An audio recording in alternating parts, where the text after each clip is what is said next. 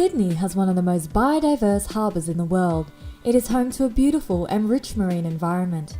The underwater and above water landscapes are truly unique, unlike anywhere else in the world. But something has disappeared from these waters.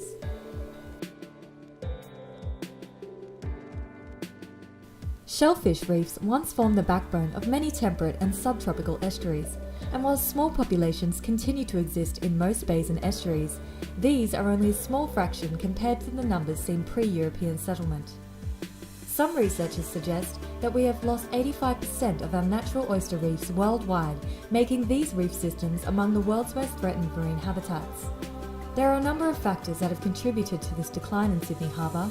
In the 19th century, oysters were harvested widely, not only for food but also for their high lime content, which was actually used in mortar in roads and buildings. There are even reports from the 1860s indicating a need to restore oyster beds, particularly around population centres such as Sydney. This overexploitation of wild stocks actually led to oysters being one of the first regulated fisheries in Australia.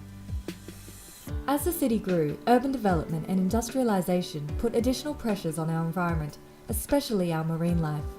So despite the fact that overharvesting is no longer a major issue in Sydney, urban runoff, water pollution, sedimentation and disease have all impeded the recovery of shellfish reefs, and we are now only beginning to turn the corner. Oysters and oyster reefs provide an important structural as well as ecological component of our estuaries. They're the ultimate eco-engineers.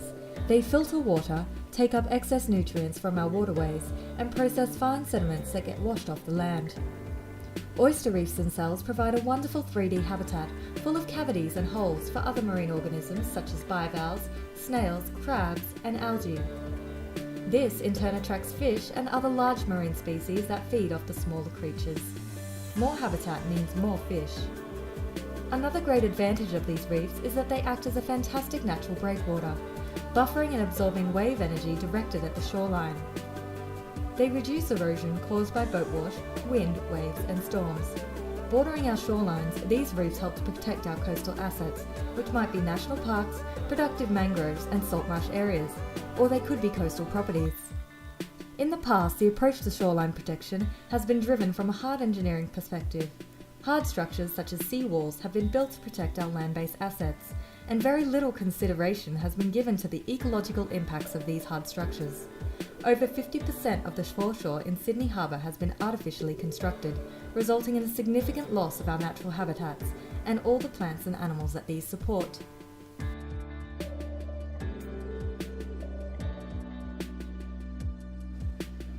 Whilst we can't turn back the clock and recreate the marine conditions that existed prior to European settlement, at OceanWatch we're looking at green eco-engineering techniques to restore oyster reefs in Sydney Harbour.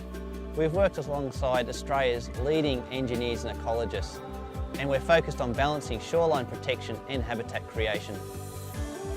The concept all starts with the use of waste oyster shells.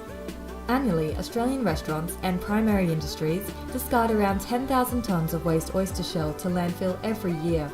We want to take some of these waste shells and demonstrate that they can be used for environmental projects. These loose shells are bagged and then pegged on the bank of an eroding shoreline. In their early days of life, baby oysters are actually free-swimming larvae, and they love nothing better than to settle on other oyster shells. Our structures will therefore encourage the settlement of baby oysters. Over time, the oysters grow, and as they do, they secrete a kind of natural cement. This will serve to bind the reef structure together. For our first pilot project, we sourced oyster shells from two main locations. The first being oyster farmers from Port Stephens, and the second being from the Star, Sydney, who donated oyster shells to one of their buffet restaurants. Using Sydney Harbour trial sites, living shorelines in the form of oyster reefs will not only reduce coastal erosion, but will also provide a suite of additional ecosystem services. These include water filtration, habitat and food for fish, invertebrates and birds, stabilisation of adjacent habitat, carbon sequestration and riparian vegetation enhancement. The concept of living shorelines is fairly new to Australia, but there are many examples of successful projects overseas, particularly in the US. One living shoreline project has not only successfully restored a living oyster reef, but as a result has also doubled the local fish population. If we see similar results in Sydney Harbour, this will be welcome news for our fishers, the community and the environment, because great habitat leads to great fisheries.